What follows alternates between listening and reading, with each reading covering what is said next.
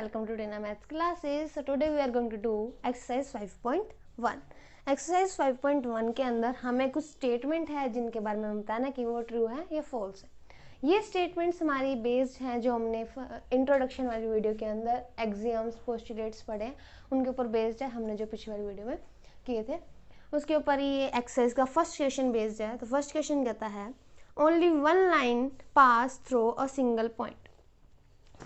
First statement हमारे कहते हैं कि एक ही लाइन एक सिंगल पॉइंट में से पास होगी, और पोस्टुलेट 1 कहता था कि अगर सिंगल पॉइंट होता है तो कितनी भी लाइंस पास सकते हैं, इनफाइनाइट लाइंस पास हो सकती हैं, और अगर 2 पॉइंट होते हैं तो एक लाइन पास होगी, और उसके आगे वाले तो जितने पॉइंट है उतनी लाइन पास हो सकती है, राइट। तो अगर सिंगल पॉइंट है तो इनफाइनाइट लाइन पास हो सकते हैं, पोस्टुलेट 1 कहता है। लेकिन ये स्टेटमेंट कह रही है कि only one line can pass through a single point, एक सिंगल पॉइंट सिर्फ एक लाइन पास हो सकती है। ये हमारी स्टेटमेंट कह जाती है फॉल्स हो जाती है, ठीक है। सेकंड स्टेटमेंट कह रही है there are infinite number of lines which pass through two distinct point. Two distinct points हमें बताया कि सिर्फ एक लाइन पास हो सकती है, तो इसका मतलब ये स्टेटमेंट हमारी क्या आ जाएगी, फॉल्स हो जाएगी। A terminated line can be produce indefinitely on both side. हमने पोस्टुलेट सेकंड पढ़ा था कि टर्मिनेटेड लाइन कौन सी होती है, जो एक लाइन सेगमेंट को कहते थे टर्मिनेटेड लाइन। तो टर्मिनेटेड लाइन को हम दोनों तरफ इनडेफिनेटली एक्सटेंड कर सकते हैं उसे एक लाइन बनाने के लिए। तो ये स्टेटमेंट हमारी क्या जाती है, ट्रू हो जाती है। फोर्थ कहता है if two circle are equal then their radius are equal. Fourth कहता है कि अगर दो सर्कल इक्वल हैं तो मतलब उनका रेडियस क्या है, इक्वल है। हमने पढ़ा था कि अगर दो चीज़ें कोइंसाइड कर दें तो वो इक्वल होती हैं, ठीक है। मान लिया एक सर्कल है, उसकी रेडियस 5 सेंटीमीटर है, ठीक है। एक और सर्कल है जिसकी रेडियस 5 सेंटीमीटर है और वो इसके ऊपर लाई कर रहा है। ये कोइंसाइड करके ये क्या करके कोइंसाइड करके मतलब कि क्या हो गया, इक्वल हो गए। उनकी रेडियस भी इक्वल। अगर दो सर्कल इक्वल है मतलब वो कोइंसाइड करेंगे, कोइंसाइड करें मतलब उनकी रेडियस क्या आ रही है, इक्वल हो रही है, ओके। फिफ्थ पॉइंट कहता है if A B is equals to P Q. अगर ए बी, हमारे पास 3 लाइनें हैं, A B P Q X Y, हमारे पास ये 3 लाइन है A B P Q and X Y, ठीक है। तो हमें कहा गया है ए बी अगर पी क्यू के इक्वल है, पी क्यू अगर एक्स वाई के इक्वल है, तो then A B is equals to x Y. इसको हमें बताना कि स्टेटमेंट सही है या गलत है। तो हमने एक्सियम 1 के अंदर पढ़ा था if equals are equal to same things then they are equal to one another. Things which are equal to same things are equal to one another. जो चीज़ें इक्वल चीज़ की मतलब ये ए बी है पी क्यू के equal, अब P Q है एक्स वाई के इक्वल, तो ए भी एक्स वाई के इक्वल होगा। ये क्या कौन कहता है, हमारा एक्सियम 1 कहता है। इसका मतलब ये क्या हो जाएगी, ट्रू हो जाएगी, ओके। सेकेंड क्वेश्चन कहता है give a definition for each of the following terms. हमें कुछ टर्म्स दे रखे हैं, parallel line, perpendicular line, line segment, radius of circle and square.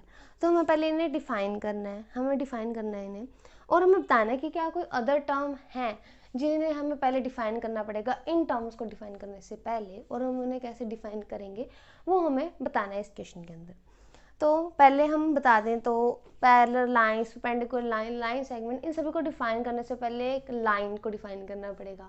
इसी तरह ही हमें स्क्वायर को डिफाइन करने से पहले प्लेन को डिफाइन करना पड़ेगा। तो पहले हम इन्हें डिफाइन करते हैं, उसके बाद हम इन्हें डिफाइन करेंगे, ओके। तो हम लाइन को कैसे डिफाइन करेंगे, line a collection of point that has only length and no breadth. एक कलेक्शन होता है पॉइंट्स का कलेक्शन हो गया जिसके अंदर पॉइंट्स का कलेक्शन होएगा। हम मान लिया अगर जैसे ये तो मैं दूर लगा दी, अगर हम ऐसे पास से पॉइंट लाइन पॉइंट तो एक लाइन की स्ट्रक्चर बनती है। अभी भी दूर है बहुत ज़्यादा, पास में जब हम इन्हें कर देते हैं तो एक लाइन की बनती है। अ collection of line, a collection of points, point का कलेक्शन है दैट हैज़ ओनली लेंथ, जिसकी सिर्फ और सिर्फ लेंथ होगी, जिसकी सिर्फ और सिर्फ लेंथ होगी, लेंथ, कोई भी ब्रेड्थ नहीं होगी, कोई भी हाइट नहीं होगी, तो उसे हम क्या कह देते हैं, लाइन कह देते हैं। A collection of point that has only length and no breadth is known as a line, जिसके पास एक सिर्फ लेंथ होगी और हम इसे दोनों तरफ एक्सटेंड कर सकते हैं। ये हमने हमारे एक्सियम सेकंड के अंदर पढ़ा था, सॉरी पोस्टुलेट सेकंड के अंदर पढ़ा था कि टर्मिनेटेड लाइन को हम दोनों तरफ एक्सटेंड कर सकते हैं जितना हम चाहें, जब ताकि उसे हम एक लाइन बना सके। तो लाइन क्या हो गया, लाइन दोनों तरफ एक्सटेंड हो सकती है, इस तरफ भी जा सकते हैं लाइन के, हम इस तरफ भी जा सकते हैं। Collection of point is called as line. अब यहाँ पॉइंट क्या होता है, पॉइंट एक डायमेंशनलेस डॉट होती है, एक dimensionless dot which is drawn on a plane.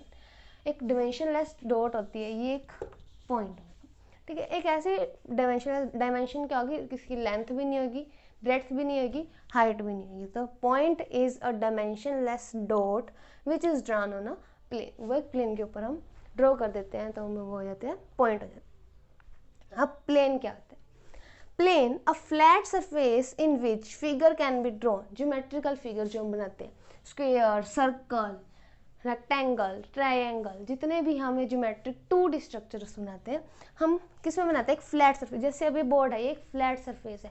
हमारा नोटबुक का पेज एक फ्लैट सरफेस है। हमारा अगर हम व्हाइट बोर्ड, जो छोटा वाला व्हाइट बोर्ड होता है, ब्लैक बोर्ड हो गया, वो सब क्या आते हैं, एक फ्लैट सरफेस है। तो उस फ्लैट सरफेस के ऊपर हम कोई भी फिगर ड्रॉ कर सकते हैं, स्क्वायर बना सकते हैं, सर्कल बना सकते हैं, रेक्टेंगल बना सकते हैं, ट्रायंगल बना सकते हैं, ट्रेपीजियम बना सकते हैं, कुछ भी बना सकते हैं। तो वो क्या होता है, प्लेन हो जाता है। Flat surfaces in which figures can be drawn. So हमने जो भी डेफिनेशन बताई लाइंस की, पॉइंट्स की, प्लेन्स की, तो उन्हीं के बेसिस पे हमने जो हमें डेफिनेशन दे रखे थे, पॉइंट्स दे रखे थे, उन्हें हमें डिफाइन करना था, ठीक है। तो हमें कहा पैरेलल लाइंस, तो पहले हम पैरेलल लाइंस को डिफाइन करते। पैरेलल लाइंस वो लाइंस होगी जो हमेशा, जैसे मान लिया ये पैरेलल लाइन है, पैरेलल लाइन हमेशा इक्वल डिस्टेंस पे आएगी। मान लिया अगर यहाँ पे वो 2 सेंटीमीटर्स पे है तो यहाँ भी वो 2 सेंटीमीटर्स पे। अगर हम कोई इन्फिनिट, अगर मैं इसे आगे एक्सटेंड करते जाऊँ, यहाँ मान लिया ये लाइन आ गई, ठीक है, यहाँ पर भी ये 2 सेंटीमीटर की ही होगी, ठीक है। तो इनका डिस्टेंस जो है कभी भी चेंज नहीं होता। Lines in a plane that are always in same distance apart, वो हमेशा सेम डिस्टेंस अपार्ट होंगी, उन्हें हम पैरेलल लाइन्स कहते हैं। सेम डिस्टेंस होगी हर जगह, मतलब कभी कम नहीं होगा। अगर कम नहीं होगा तो कभी वो इंटरसेक्ट नहीं करेंगे। मान लिया अगर 2 लाइनें इंटरसेक्ट करती हैं, ये लाइन इंटरसेक्ट कर रही है, तो पहले इसका डिस्टेंस था 3, फिर हो गया 2.5, फिर 2, फिर 1.5, फिर उसके बाद आगे आगे जाके ये डिस्टेंस क्या हो गया, खत्म हो गया। मतलब कि यहाँ डिस्टेंस क्या हो रहा है, चेंज हो रहा है। मतलब ये पैरेलल लाइन नहीं है। पैरेलल लाइंस वो लाइंस होती हैं जिनका डिस्टेंस हमेशा सेम होता है, ठीक है, इसलिए इंटरसेक्ट भी नहीं करती है। They never intersect with each other, ये इंटरसेक्ट भी नहीं करती है। अगर इंटरसेक्ट करेंगी तो डिस्टेंस चेंज होगा, मतलब कि ये इस बात को जुठला देगा, इस बात को जुठला देगा, तो मतलब कि ये पैरेलल लाइंस नहीं हो, ठीक है। उसके बाद आता है perpendicular lines. Perpendicular lines that intersect at 90 degree और राइट एंगल। वो लाइंस जो एक दूसरे को इंटरसेक्ट तो करती हैं, जैसे ये इंटरसेक्ट कर रही है, लेकिन वो 90 डिग्री पे करती है।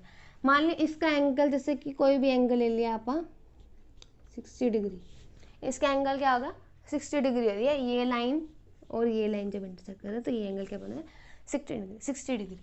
तो ऐसे जब ये और ये लाइन इंटरसेक्ट करें तो यहाँ पे क्या बने, 90 डिग्री बने, राइट एंगल बने, तब उन्हें क्या कह देते हैं, परपेंडिकुलर लाइंस कह देते हैं, ठीक है। थोड़ा परपेंडिकुलर नहीं जाना,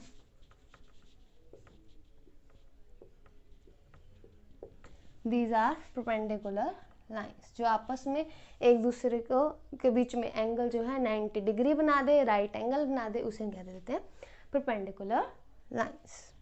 लाइन सेगमेंट, लाइन सेगमेंट क्या होता है, लाइन सेगमेंट, मान लिया हमारे पास एक लाइन थी, एक बहुत लंबी लाइन है जो आगे चलती जा रही है, ठीक है, दोनों तरफ से वो लाइन तो दोनों तरफ जा सकती है ना, इनडेफिनेटली कितनी भी लंबी हो सकती है लाइन। तो लाइन सेगमेंट, हमने उस लाइन में से एक छोटा सा पार्ट कट कर लिया, इस पार्ट को मान लिया हमने 5 सेंटीमीटर्स का एक पार्ट इसमें से कट कर लिया, वो उस पार्ट को हमने साइड में रख लिया, ये 5 सेंटीमीटर, ये ना ही हम आगे बढ़ा सकते हैं। हमें कह दिया जाए कि हमें 5 सेंटीमीटर का एक, मान लिया एक रोप है, उस रोप में से सिर्फ 5 सेंटीमीटर की हमें निकालनी है, तो 5 सेंटीमीटर की हमने निकाल ली, क्या हम उसे एक्सटेंड कर सकते हैं, नहीं कर सकते। उसके दो एंड पॉइंट होंगे जो 5 सेंटीमीटर की लेंथ होगी और उसके दो एंड पॉइंट होंगे मेरे पास, ठीक है। तो ये क्या हो जाएगी मेरे पास, एक लाइन सेगमेंट हो जाएगी। लाइन सेगमेंट अ पार्ट और a piece of line having end points, उसके एंड पॉइंट्स होते हैं। A line segment has a definite length, उसकी एक डेफिनेट लेंथ होगी, जैसे मैंने 5 सेंटीमीटर दी, 5 सेंटीमीटर फिक्स होगी, इससे ज़्यादा नहीं हो सकती, इससे कम नहीं हो सकती। कम हम कट करेंगे, हमें क्या दिया कि इसे हाफ कर दो, तो हम इसे कम कर सकते हैं, लेकिन जब तक हमें कहा नहीं जाएगा तब तक इसकी लेंथ क्या रहेगी, उतनी ही रहेगी। तो 5 सेंटीमीटर क्या होती है, मतलब डेफिनेट लेंथ होती है इसकी, और दो एंड पॉइंट्स होते हैं इसके पास, ओके।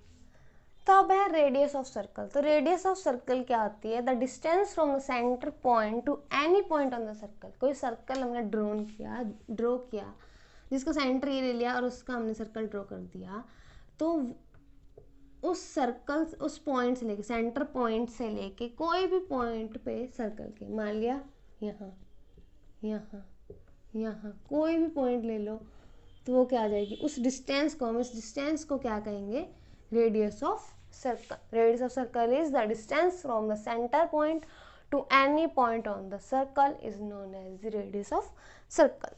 उसके बाद आता है स्क्वायर। स्क्वायर है एक quadrilateral in which all the 4 angles are right angles and all 4 sides are equal. एक ऐसा क्वाड्रिलेटरल होता है हमारा जिसकी 4 साइड्स हो, ठीक है। कोई भी एक फिगर होगी 2D फिगर जिसकी 4 साइड्स हो, उसे हम क्वाड्रिलेटरल कह देते हैं। A quadrilateral in which all the 4 angles are right angles and all 4 sides are equal. सारे जो एंगल्स हैं, स्क्वायर क्या आएगा, ये स्क्वायर है, ठीक है। जो ये सारी साइड्स होंगी इसके अंदर, all the 4 sides are equal, ये सारी साइड्स होंगी equal, all angles are at right angle. जो सारे एंगल्स दो लाइंस के बीच में बनते हैं, तो हो गया 90 डिग्री, ये भी हो गया 90 डिग्री, ये भी हो गया 90 डिग्री, और ये भी हो गया 90 डिग्री, ठीक है। सारे एंगल्स 90 डिग्री हो, 4 साइड्स हो, सारे एंगल्स 90 डिग्री हो, और सारे साइड्स इक्वल हो, तब हमें क्या कह देते हैं, स्क्वायर कह देते हैं। तो हाँ, हमें डिफाइन करनी पड़ी कुछ टर्म्स। इन टर्म्स को डिफाइन करने से पहले क्या थी, लाइन, पॉइंट, प्लेन। हम और भी डिफाइन कर सकते हैं, जैसे क्वाड्रिलेटर डिफाइन कर देंगे, एंगल डिफाइन कर देंगे, साइड्स डिफाइन कर दो, सर्कल को डिफाइन कर दो, तो वो सारे क्या, हम और टर्म्स उसके अंदर ऐड कर सकते हैं। तो हमने उनकी हेल्प से हमने इन्हें क्या कर दिया, डिफाइन कर दिया, ओके। थर्ड क्वेश्चन कहता है कंसीडर 2 पोस्टुलेट गिवन बिलो। हमें कुछ पोस्टुलेट दे रखे हैं, given any 2 distinct point A and B, there exists a third point C which is in between A and B. पहला पोस्टुलेट कहता है कि 2 पॉइंट हैं A and B, उनके बीच में एक पॉइंट C लाई करता है, ठीक है। और सेकंड कहता है there exist at least 3 points that are not in same line. Third postulate कहता है यहाँ पे एग्जिस्ट करते 3 पॉइंट्स जो एक स्ट्रेट लाइन पे नहीं है, ठीक है। ये 2 पोस्टुलेट अलग अलग बातें कह रही हैं, ठीक है। हमें कहा है do these postulate contain an undefined terms. क्या ये पोस्टुलेट, जो हमें पोस्टुलेट 2 दिए हुए हैं, ये कोई अनडिफाइंड टर्म एग्जिस्ट कंटेन करते हैं, और क्या ये पोस्टुलेट कंसिस्टेंट है, और do they follow the Euclid postulate, क्या ये यूक्लिड्स के पोस्टुलेट को फॉलो करते हैं। तो हाँ, इनके अंदर कुछ अनडिफाइंड टर्म्स हैं, जैसे लाइंस, पॉइंट्स, डिस्टेंस। इनके बीच में डिस्टेंस कितना है, लाइंस के ऊपर, पॉइंट्स के ऊपर कुछ ऐसे अनडिफाइंड टर्म्स हैं। और ये जो है कंसिस्टेंट भी हैं। कंसिस्टेंट क्यों, क्योंकि ये 2 अलग अलग सिचुएशन से डील कर रही हैं। एक में ये कह रही है भी तीनों एक लाइन पे नहीं है, और एक में कह रही है कि तीनों एक लाइन पे है, तो ये कंसिस्टेंट है, हम इन्हें कंसिस्टेंट कह सकते हैं।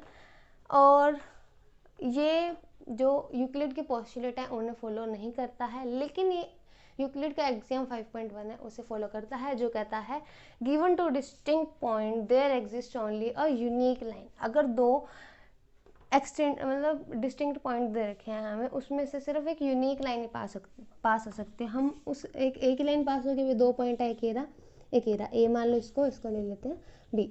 तो ए बी के बीच में से बस एक लाइन पास हो सकती है, हम और कोई लाइन। अब अगर हम ऐसे लाइन लेंगे तो हमें एक पॉइंट यहाँ भी चाहिए होगा, तो ये अलग एक पॉइंट हो गया मान लीजिए। तो इन दोनों के बीच में भी एक ही लाइन पास हो सकती है, और कोई नहीं हो सकती। इन दोनों के बीच में एक लाइन पास हो सकती है और कोई नहीं हो सकती। लेकिन अगर एक सिंगल पॉइंट है तो उसमें से बहुत सारी लाइनें पास हो सकती हैं। ओके।